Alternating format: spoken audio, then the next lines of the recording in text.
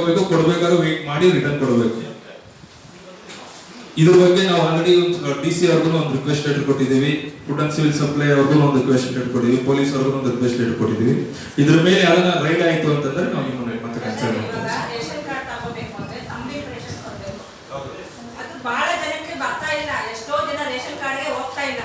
Example ಆಯಾ marks ನೀವು ಅದನ್ನ ಸಿಲಿಂಡರ್ಗೂ ಮಾಡಿಬಿಟ್ಟೆ ಇರೋ ಗಲಾಟೆಗಳು. ಮೇಡಮ್ ಇನ್ನೊಂದೇನು ಅಂತಂದ್ರೆ ನಿಮ್ಮ ಮನೇಲಿ 12 ಸಿಲಿಂಡರ್ ಯೂಸ್ ಮಾಡ್ತಿದ್ದೀರಾ, ವರ್ಷಕ್ಕೆ 12 ಸಿಲಿಂಡರ್ ಯೂಸ್ ಮಾಡ್ತಿದ್ದೀರಾ?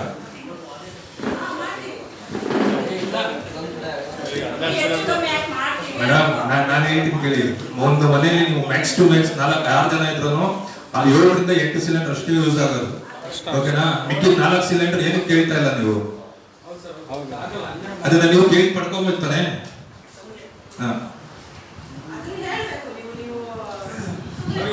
ಮೇಡಮ್ ಆಕ್ಚುಲಿ ನಾವು ಇಲ್ಲ ಮೇಡಮ್ ಆಕ್ಚುಲಿ ಬಾರ್ಕೋಡಿಂಗ್ ಮತ್ತು QR ಕೋಡ್ ಅದಕ್ಕೆ ಮಾಡ್ತಾ ಇದೀವಿ ಅಂದ್ರೆ ಅದಕ್ಕಿಂತ ಜಾಸ್ತಿ ಬಳಸೋರಿಗೆ 12 ಜಾಸ್ತಿ ಬಳಸೋರಿಗೆ ಬಂದ್ಬಿಟ್ಟು ಎಕ್ಸೆಸ್ ಅಮೌಂಟ್ ಹಾಕೊಂಡು ಇನ್ನೊಂದು ಬೇರೆ ರೀತಿ ಇಲ್ಲ ಕೊಡಲ್ಲ, ಆ ಥರ ಕೊಡಲ್ಲ. ಕೊಡ್ತಾರೆ ಸರ್. ನಾನೇ ಕೊಡಿಲ್ಲ, ಬೇರೆ ನಮ್ಮ ಮೊದಲೇಸ್ಗಳು ತಗೊಂಡು ಆಮೇಲೆ ತಗೊಳ್ತೀನಿ ಆ ಥರ. ಅದಕ್ಕೆ ಯಾವ ಕೊಟ್ಟಿದ್ದೀರಾ ಸರ್ ನೀವು? ಕಂಪ್ಲೇಂಟ್ ಕೊಟ್ಟಿದ್ದೀನಿ ಅಂತ ಹೇಳಿದಾಗ ಯಾವ ಕಂಪ್ಲೇಂಟ್ ಸರ್? ನಾವು ಲಾಸ್ಟ್ 2 ಡೇಸ್ ಬ್ಯಾಕ್ ಕೊಟ್ಟಿದ್ದೀವಿ. ಎಲ್ಲೆಲ್ಲಿ ಇಲ್ಲಿಗಲ್ ಬಿಲ್ಲಿಂಗ್ ಆಗ್ತಿದೆ ಅನ್ನೋದು ಲೊಕೇಶನ್ ಸಮೇತ ಕೊಟ್ಟಿದ್ದೀವಿ. ಲೊಕೇಶನ್ ಎಲ್ಲ ನಮ್ಗೆ ರೈಡ್ ಆಯ್ತು, ರೈಡ್ ಆಗಿದ್ದು ನಮ್ಗೆ ಪಂಚನಾಮ ಆಗಿ FIR ಆಯ್ತು ಅಂತಂದ್ರೆ ನಾವು ನಿಮ್ಗೂ ಶೇರ್ ಮಾಡ್ಕೊಡ್ತೀವಿ.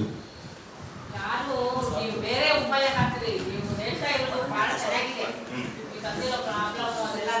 ಬಟ್ ನೀವು ರೇಷನ್ ಕಾರ್ಡ್ ಲಿಂಕ್ ಮಾಡಿ ಅನ್ನೋದು ಬಹಳ ತಪ್ಪು. ಮೇಡಮ್ ರೇಷನ್ ಕಾರ್ಡ್ ಲಿಂಕ್ ಮಾಡಿ ಅಂತ ಹೇಳ್ತಲ್ಲ, KYC ತರಾನೇ ಕೊಡ್ಬೇಕಾದ್ರೂ ತಗೊಂಡ್ಬೇಕಾದ್ರೂ KYC ತಮ್ಮ ಇಂಪ್ರೆಷನ್ ಇಂಪ್ರೂವ್ಮೆಂಟ್ ಮಾಡಿ ಅಂತ ಕೇಳ್ತಿರೋದು ನಾವು. ಅದೇ ಇಂಪ್ರೂವ್ಮೆಂಟ್ ಮಾಡೋದಕ್ಕೆ ನಮಗೆಲ್ಲರೂ ಮನೆಯಲ್ಲಿ ಪಾತ್ರೆಗಳು ಉಜ್ಜಿ ಬೆರಳೆ ಹೊರಟೋಗಿದೆ. ಮೇಡಮ್ ಬರೋದೇ ಇಲ್ಲ, ಮತ್ತೆ ಏನ್ ಮಾಡ್ತೀರಾ? 2000 ಜನ ಇದ್ರೆ 2000 ಅವರು ಲಕ್ಷಾಂತರ ಜನ ಇದ್ದಾರೆ. ಆ ಥರ ಆಗೋದಿಲ್ಲ. ನಾವು ಅದನ್ನೇ ಎಷ್ಟೋ ಜನ ಗಲಾಟೆ ಮಾಡ್ತಾ ಇದ್ದೀವಿ ಕಂಪ್ಯೂಟರೇಷನ್ಗೆ. ನೀವು ಕಂಪ್ಯೂಟರೇಷನ್ ಕೊಡಿ ಅಂತಂದ್ರೆ ಅದಕ್ಕೆ ಆಗುತ್ತೆ. ಇದು ಆಕ್ಚುಲಿ ವೆಸ್ಟ್ ಬೆಂಗಾಲ್ ಅಲ್ಲಿ ಪ್ರೋಸೆಸ್ ಏನಿದೆ ಆಲ್ರೆಡಿ ನಡೆದಿದೆ. ವೆಸ್ಟ್ ಬೆಂಗಾಲ್ ಅಲ್ಲಿ ಯಾರು ಮನೆ ಕೆಲಸ ಮಾಡ್ತಾ ಇಲ್ವಾ? ಅಲ್ಲ ಮೇಡಮ್, ನಾನು ಕೇಳ್ತಿರೋದು ವೆಸ್ಟ್ ಬೆಂಗಾಲ್ ಅಲ್ಲಿ ಯಾರು ಮನೆ ಕೆಲಸ ಮಾಡ್ತಾ ಇಲ್ವಾ? ಆಕ್ಚುಲಿ ಮೇಡಮ್ ನಮ್ದು QR ಕೋಡ್ ಮತ್ತೆ ಬಾರ್ಕೋಡಿಂಗ್ ಸಿಲಿಂಡರ್ QR ಕೋಡ್ ಯಾಕೆ ಬರ್ಬೇಕಂದ್ರೆ ಇವಾಗ ಇಲ್ಲ ಜಗಳ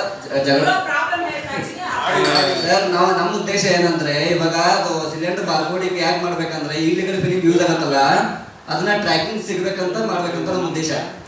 ಅದು ಇಲ್ಲಿಗಲ್ ಬಿಲ್ಲಿಂಗ್ ಯೂಸ್ ಆಗ್ಬಾರ್ದಂತ. ಮೇಡಮ್ ಇವಾಗ ರೈಡ್ ಮಾಡ್ತಾರೆ, ರೈಡ್ ಆದ್ಮೇಲೆ ಯಾವ ಏಜೆನ್ಸಿ ಸಿಲಿಂಡರ್ ಯಾರ್ದು ಅನ್ನೋದು ಗೊತ್ತಾಗತ್ತಾ? ಯಾವ ಏಜೆನ್ಸಿಯಿಂದ ಡಿಸ್ಪ್ಯಾಚ್ ಆಗಿದೆ ಅನ್ನೋದು ಗೊತ್ತಾಗತ್ತಾ? ಬಾರ್ಕೋಡಿಂಗ್ ಅನ್ನೋದು ಬಂತು ಅಂತಂದ್ರೆ ಯಾವ ಏಜೆನ್ಸಿ ಅವ್ರಿಗೆ ಯಾವ ಕೋಡಿಂಗ್ ಕೊಟ್ಟಿರ್ತಾರೆ.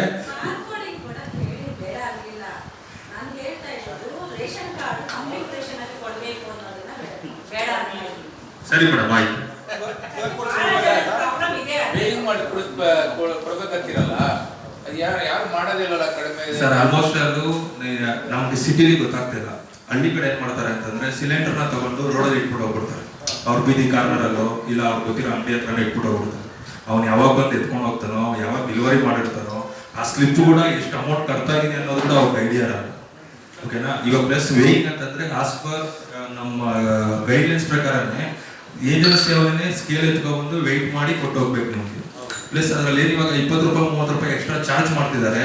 ಆ ಚಾರ್ಜ್ ನಾವು ಕೊಡಂಗಿಲ್ಲ. ಹೌದು, ಯಾಕಂದ್ರೆ ನಾವು ಫಸ್ಟ್ ಫ್ಲೋರ್ ಅವ್ರಿಗೆ ಎತ್ಕೊಂಡ್ ಬರ್ತಾನೆ, ಸೆಕೆಂಡ್ ಫ್ಲೋರ್ ಎತ್ಕೊಂಡ್ ಬರ್ತಾನೆ ಅನ್ನೋ ಒಂದು ಗುಡ್ ಅವೇರ್ನೆಸ್ ನೀವು ಕೊಡ್ತೀವಿ ಅಷ್ಟೇ.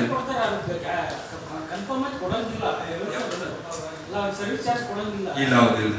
ಪ್ಲಸ್ ಇದ್ರಲ್ಲಿ ಏನಂತಂದ್ರೆ ನರೇಂದ್ರ ಮೋದಿ ಅವರು ಪ್ರಜ್ವಲ್ ಉಜ್ವಲ್ ಯೋಜನಾ ಅಂತ ಉಜ್ವಲ ಯೋಜನಾ ತಂದಿದ್ದಾರೆ. ಅದರಲ್ಲಿ ನಿಮಗೆ 800 ರೂಪಾಯಿ ಸಿಲಿಂಡರ್ ಇರ್ತದೆ. ಆ ಸಿಲಿಂಡರ್ನ ಥ್ರೂಔಟ್ ಬೆಂಗಳೂರು ಔಟ್ಸ್ಕರ್ಟ್ಸ್ ಅಲ್ಲೇನೆ ಅದನ್ನ ಕನ್ವರ್ಟ್ ಮಾಡಿ 800 ರೂಪಾಯಿ ಸಿಲಿಂಡರ್ನ ನಮಗೆ ಏನು ಡೊಮೆಸ್ಟಿಕ್ ಇಂದ ಕಮರ್ಷಿಯಲ್ ಕನ್ವರ್ಟ್ ಮಾಡಿ ಅದರಲ್ಲಿ ಡಿಸ್ಪ್ಯಾಚ್ ಮಾಡ್ತಿದ್ದಾರೆ. ಲಾಸ್ಟ್ ಫೆಬ್ರವರಿಲಿ ಬಂದು CCB ಅವರು 23 ಲಕ್ಷ ಅಂದಾಜು ವೆಚ್ಚದಲ್ಲಿ CCB ಅವರು ರೈಡ್ ಮಾಡಿರೋದು. ಪ್ಲಸ್ ಅದರಲ್ಲಿ ಏನು ಅಂತಂದ್ರೆ 482 ಸಿಲಿಂಡರ್ ನಾನಾ ರೀತಿಯ ಏಜೆನ್ಸಿಗಳ ಸಿಲಿಂಡರ್ಗಳನ್ನ ಹಿಡಿದಿದ್ದಾರೆ. ನಮ್ಮ ಉದ್ದೇಶ ಏನು ಅಂತಂದ್ರೆ ಸಿಲಿಂಡರ್ನ ಯಾವ ಏಜೆನ್ಸಿಯವರು ಯಾರ ಕಡೆಯಿಂದ ಹೋಗ್ತಿದೆ ಅನ್ನೋದು ಗೊತ್ತಾಗದೆ. ಬಾರ್ಕೋಡಿಂಗ್ ಅನ್ನೋದು ಬಂತು ಅಂತಂದ್ರೆ ಆ ಕೋಡಿಂಗ್ ಮೇಲೆ ಸಿಲಿಂಡರ್ ಯಾವುದು ಯಾವ ಏಜೆನ್ಸಿನ ಡಿಸ್ಪ್ಯಾಚ್ ಆಗ್ತಿದೆ ಅನ್ನೋದ್ರ ಮೇಲೆ ಪೊಲೀಸ್ ಅವರು ಕೆಲಸ ಈಸಿ ಮಾಡಬಹುದು. ಇವಾಗ ನಾವು ಫೋನ್ ಮಾಡಿ ನಮಗೆ ಬುಕ್ ಆಗಿರೋ ಫೋನ್ ನಂಬರ್ ಬರುತ್ತೆ ನಮ್ಮ ಪಕ್ಕದ ಮನೆಗೋ ಯಾರು ಅವರು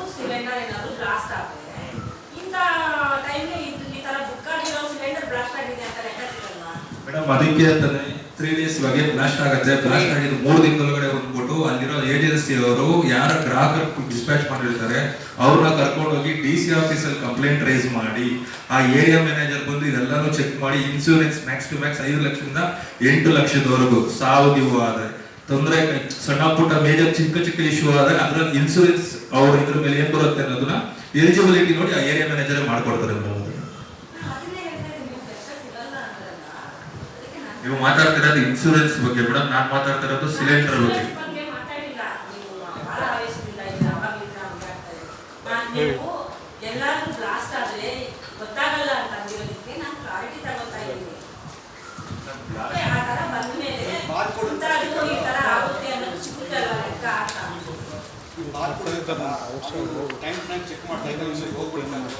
ಸರ್ ಬಾರ್ಕೋಡಿಂಗ್ ಅನ್ನೋದು ಒಂದು ತಮ್ಮ ಇಂಪ್ರೆಷನ್ ಲೆಕ್ಕ ತಗೊಳ್ಳೋದು. ಇವಾಗ ನೀವು ತಗೊಂತೀನಿ ಅಂತಂದ್ರೆ ತಮ್ಮ ಇಟ್ಬಿಟ್ಟೆ ತಗೊಬೇಕು.